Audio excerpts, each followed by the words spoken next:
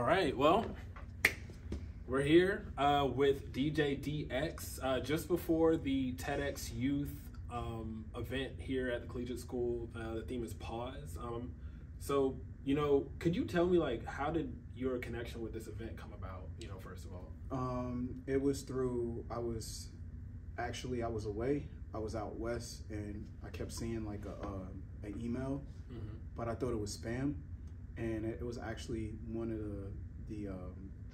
the students here that attends the school happened to read the article from RVA Mag about me. Okay. Right. And then she ended up passing it along to the administration here, and that's when they reached out to me to possibly perform here.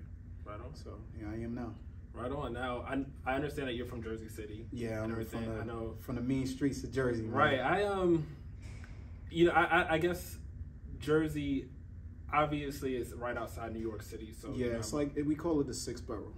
Okay. Because we like 5 minutes on the 33rd to Christopher Street, 9th Street. We right there. What is the I'm sure there's got to be a little bit of a distinction, between like, oh, I'm from Jersey or I'm from New York. What is that kind of like? See, Jersey, we're a little bit different. Like we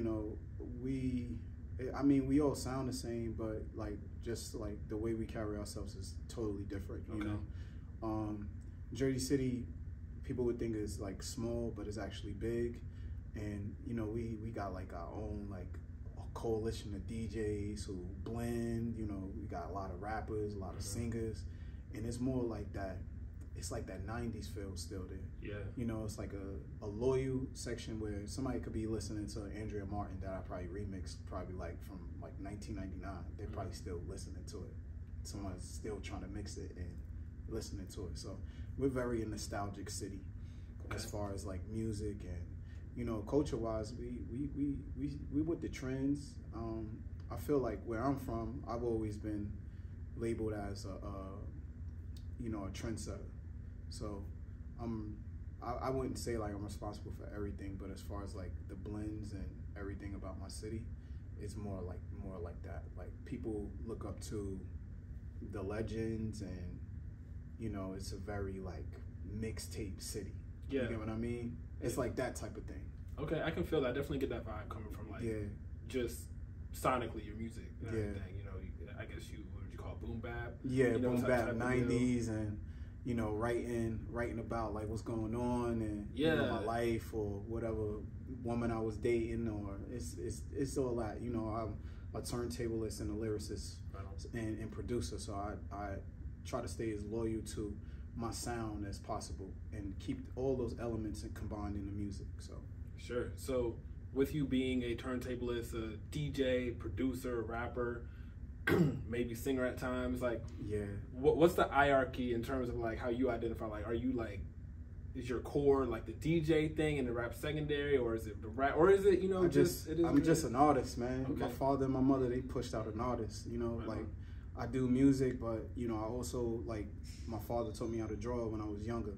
So all through like school, I always ended up in an art program, like honing my skills. But now that I'm much older, I like just sit back and I probably sketch when I'm like going through something, because that's something me and my father shared personally. So I just call myself overall an artist. Right on. So like I had mentioned earlier before the interview, like I read the interview you did with RVA Mag and everything, and one thing that I'm kind of curious about is you were explaining how I think it was your uncle had gotten you into my uncle Chill Divine, man. He's my mother's brother. Okay. Youngest brother. And I'm from Jersey City, as you know, but my grandmother growing up, I lived with my mom, but at a point in time, like I lived with my grandmother, rest in peace, Ardell. She kind of like, she was a nurse, and she, the pollen in the city used to affect her health. So we took a trip to Maryland, is Princess Anne, and my aunt was living down there, and we took a trip, and like as soon as we got there, I remember we was on a Greyhound, and I got off the bus, and I was like, oh my God, it was no trash on the streets. So wow. I felt in love with that. I was like, that's the first thing I noticed, a post coming from Jersey City, it's like trash everywhere, like you just like accustomed to it. And my grandma started laughing. And then we actually went into the country where my aunt lived and doing fishing and stuff like that. So coming back, I stayed in Maryland for about a couple years, and then I ended up getting good in like sports, like football and basketball. Basketball was just like strong love for it. And I just kept telling my mother, I was like, you know, I feel like the competition is just like not like good enough for me to, you know, like I'm gonna be good here, but like where am I gonna end up going? Right. And if I would have known what I know now, I would have stayed there. I wouldn't have came back to Jersey. And we're talking about for sports. We're talking about for sports. So if I would have known, like, yo, you can make it anywhere, they're gonna find you. You good enough, they're gonna find you. Yeah. So I ended up telling my mother, you know, I want to move back to Jersey City, or you know, I'm not gonna go to school here. And she was just like, all right. So my uncle was like, come up, and his room ended up being, his studio ended up being my room through high school. So he was producing for everybody. So you know? What was you doing while he like?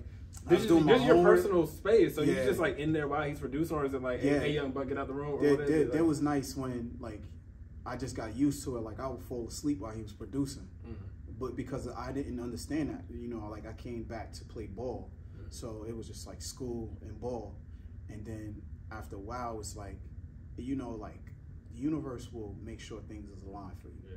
Through basketball, I started meeting like, I'm talking about like famous people in my city.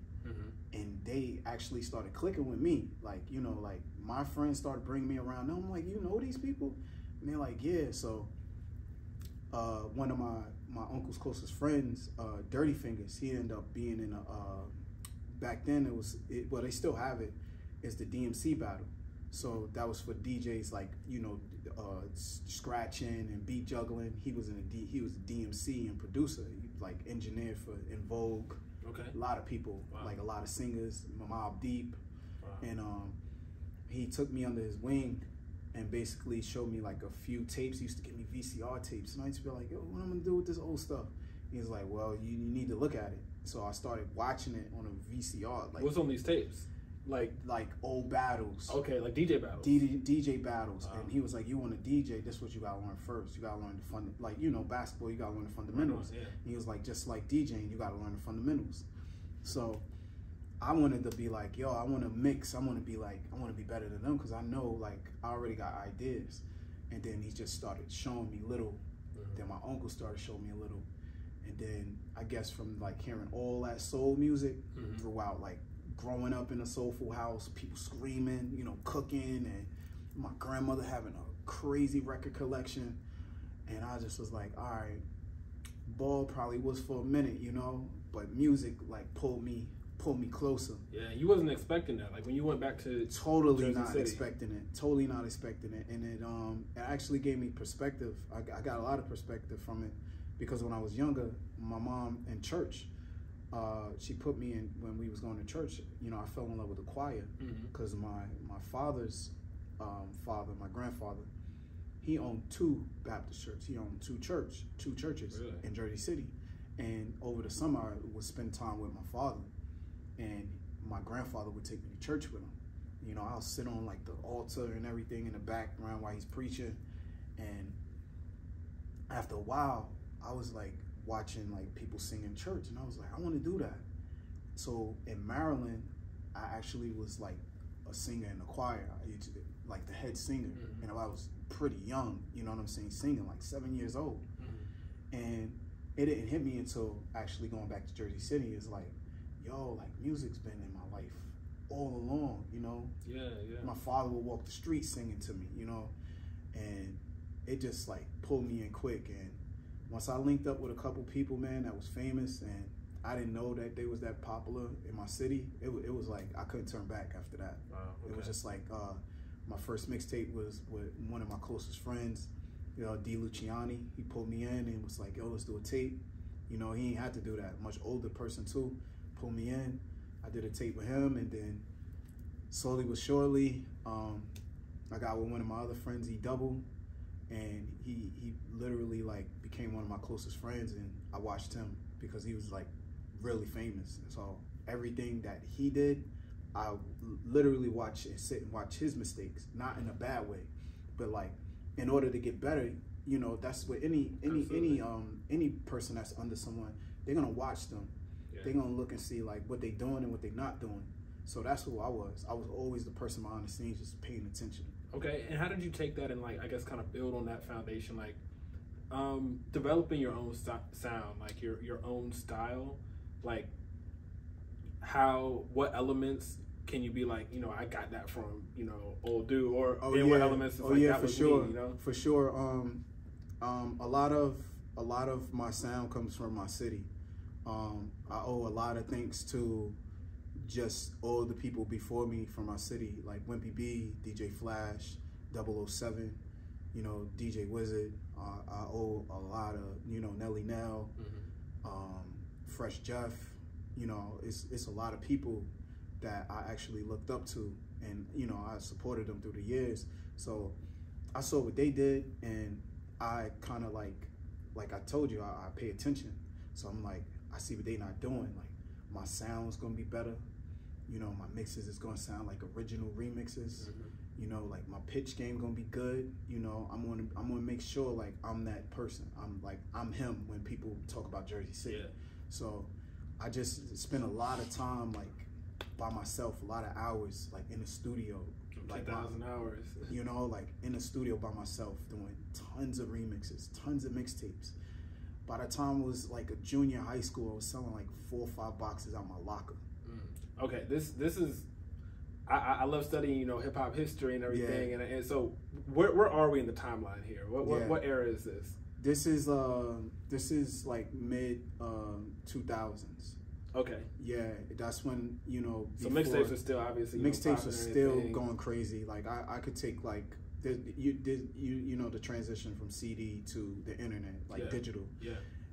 Like I went through that wave where I seen like boxes like 500 pieces sell, just literally off the streets of New York. Of CDs, not cassettes. My CDs. Yeah. CDs just sell. That's crazy. Distributors hitting me like, we need more. People bootlegging them in Japan.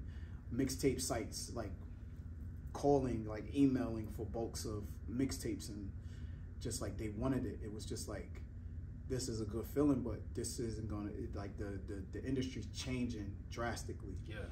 And it went from, you know, like, you know, hand to hand. You know, like you can go straight supply and demand. You can go hand in hand to the customer, give it to them straight up. To now, it's like the internet. It's so easy to, you know, download somebody's stuff without paying for it or whatever.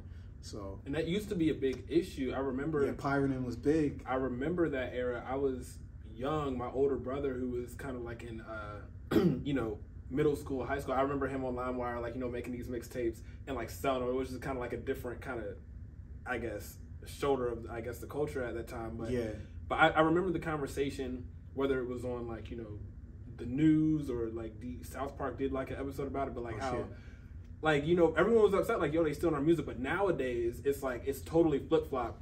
It's like people just want to be heard, but the game's changed, and it's how the money is being like passed around. It's still being passed around, but it's like so different. It's way different now. How did you adapt to that? The way I adapt was like I saw the wave when, you know, people, the algorithm started to change. You know, I took notice. I'm like, what's going on? You know, like a lot of people, I'm thinking like people just not supporting.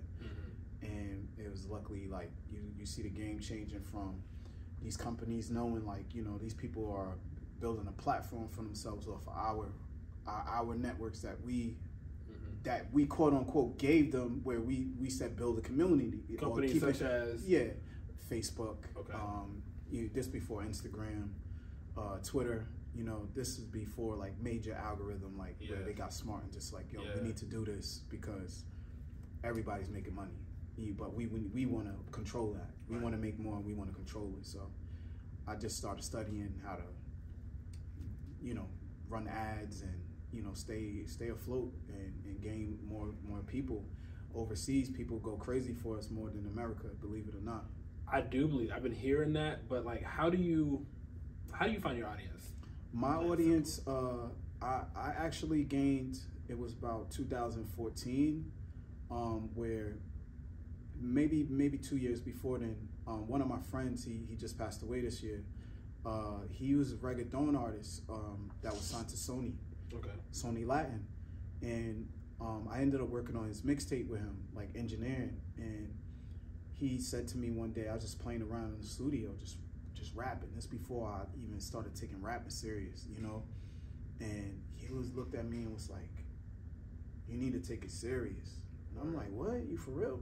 "Yeah." And then one of my other friends, DJ Madden, he just told me, he's like, "You want it or you don't." And I always knew I could write, you know, like people don't, I mean, this generation, they send emails. I grew up in the times where I used to write love letters to my girlfriends. So that honed my skills of my pen game. And then on top of that, my grandmother making me read the Daily Times at a very young age on Sundays. Like the actual newspaper. The actual newspaper. Like, would have one for me and she had one for herself. You know, because my grandmother's the first graduate of our family. You know, she's a registered nurse and she graduated from the state of New Jersey college. That's what it was called before NJCU. And she just didn't play around with that with education. So in her house, it was like, you know, vocabulary is a thing. You know, we're not going to walk outside and not understand what people are saying to us. So that's what's up. Yep. So that's my sound is my city. My lyrics is me, is what I see around me, is very authentic to my life, you know, whether people, you know, a lot of people do understand it, some people don't understand because they see me, they see a smile. Right. But behind that is just a lot of stories. You have some very heavy topics like in your music. Like I have like this whole list, like, you know, the only album I guess that's on Spotify at least, which is where I consume music, is, you know, your Made from Scratch tape. And in it, like, okay, we got topics from politics to to, you know, coming up in the city, to, you know, the activities that, you know, maybe you had to go through to make it where you was, and then to love, to heartbreak, to betrayal, to man. And it's still story. Like you know, like I go through some like this year, for instance, like I go through a lot. You get what I'm saying? And I feel like artists, us as a whole, is like, I feel like we have to have discernment, you know, like especially with people. You need to take time to sit back and just at times just think and be like, you know, why am I experiencing this? What's the lesson that I need to learn from this? Or what am I truly, like, what do I need to speak about that I haven't touched? You know, I feel like there's a lot of angels around me. It's just like tapping me on the shoulder, like, no, you're not doing this. So we're going to walk you down this path real quick because we want you to speak about these things. And, you know, I believe I'm very spiritual, and it's been a journey, man. So everything I speak about, like, especially love, I don't know what it is. It's just like, yo, I'm born on June 7th. You know, I'm born on the same day as Prince. But how the stars is aligned is like, I feel like God give me a lot of gifts, like a lot of talent. And then it's like, oh, but in order to reach these pinnacles in life, you know, you're gonna go through some loopholes to actually understand, you know, like as they say, like your heart needs to be lighter than a feather. So through these experiences, like, should I choose hatred or should I learn from the experience? Yeah, you know, to me it kind of comes like, as a listener, you know, comes across as if, like, I don't know, maybe even like you're using it to like to work through or process. But as an artist, I understand, like, sometimes, you know, your lyrics might be coming from a place of, I'm looking back on that and, like, this is kind of me explaining, like, that situation. Sometimes it's like we're working through it. Like, is it kind of like a balance for you? It's a balance, because for me, I feel like it's very therapeutic, you know, as far as like taking my anger out on someone who actually didn't deserve it. You get what I mean? And I actually save a lot of people in stories, you know, like, and actually not touching on things that actually have transpired, you know, to just, you know, like, say, like, I love you that much where I won't take it there, you know. But maybe 10 years down the road, you know, I'll come to there. I'm thinking of a song that I think I was just listening to where I think maybe you did that exact thing. It was is it Bond? Is that the Bond. Song? Yeah, Bond. You were talking about a lover in that song, right? I was talking about actually two different lovers. Okay. And you know, two beautiful women, really good women that was close to me, but yeah, like there wasn't no bashing. It was like, yo, this is kind of how, and it's like, you know, you're working through it. Yeah. But there was even a moment where I don't know exactly how you had phrased it in the song off the top of my head, but it was just like, you know, it kind of reminds, it throws me back to that Destiny's Child line where it's like, I'm not going to talk about you on the internet because my mama raised me better than that. Yeah. It gave me that vibe. Yeah, you know? yeah, for sure. You know, and then after that, I just started putting names in here and there. It's like, you know, you ain't going to get away with what you did. Some people, I just love them too much, man, from afar, you know. Yeah. And just be like, you know, I paid my dues, you know. That energy got to come back to you. And hopefully one day down the road, you know, you'll realize I was a good dude to you, you know. Yeah, I feel and it is like that. It's like that even with people, you know, like regular relationships, like with just regular friends. It's like that, you know. People will sell you out for clout, you know. Yeah. Like we live in times where people would actually sell themselves out for clout instead of creativity. Yeah. Me, I'm about creativity. I've always been about that. Like money, I know what money is, you know. Like I know how it feels to have money. I know how it feels to not have money. So it's like I've already had, like you say, balance. I've been in those worlds already where I truly understand, like, this isn't like gonna help me with creativity. Like, yeah, it might help me pay somebody to get my creativity seen, but that doesn't define me of who I am. You know, I'm Robert Van Loo. You know, I come from a bloodline of Indians and, you know, strong, educated Black people. Yeah. You know, entrepreneurs. Money was never the issue. You know what I'm saying? The generational cycles is basically the concepts of learning, life lessons, you know, and like I stopped that from there. You know, I don't treat my kids how my parents treated me. I treat my kids differently. You know, like I wouldn't beat my daughter or beat my son because my mother and my father grew up through times where that's how they was chastised, you know. Right. And my children are totally good like that, you know. They're not spoiled and brats. And that's a huge, like that's huge, you know, being a fellow Black person. Like, you know, I get it, like culturally that's maybe nowadays it's less so, but like that's going against the grain a lot from like what's so normal, you know, in our culture and everything. One thing that I definitely want to pick your brain about is, you know, you even kind of dropped some game about. This is like I heard a couple nuggets about like the actual like music, being an independent artist and everything. Oh yeah. I know you talked about that a little bit on RVA Mag. My you know, if you could just briefly talk on like your lifestyle, like as an independent artist, your ability to generate income that way. Yeah. And like for younger people or people newer just getting started out putting out the music, what should they be focusing on and what might be a distraction to them? Like, I look at it like this, like the average artist that's in the industry, right? I guarantee you, if they think about it, what else can I do create with creation? What other skills do I have that, because more than less, you know, I guarantee you like a handful of rappers probably come from the streets. They honestly know how to make money. That's entrepreneur, right? You know, that's something that you learned how to do. That's a hustle. Some people is just in them from, you know, like generations passed on. What makes artists like having to succeed in this business now? We have the internet, so you can't just foster on one lane. You can't foster on one thing and just be like, oh, I'm just gonna sing and I'm gonna blow up off of that. No.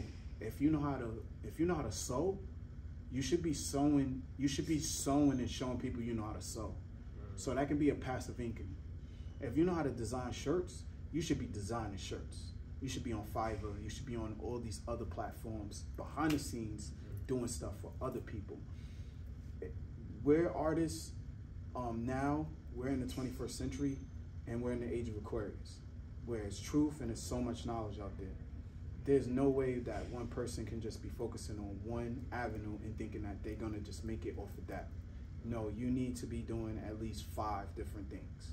Music, designing, even get into technology with web development, you know, like social media marketing, SMM, any type of stuff like that. You know how to build websites, service people, help people.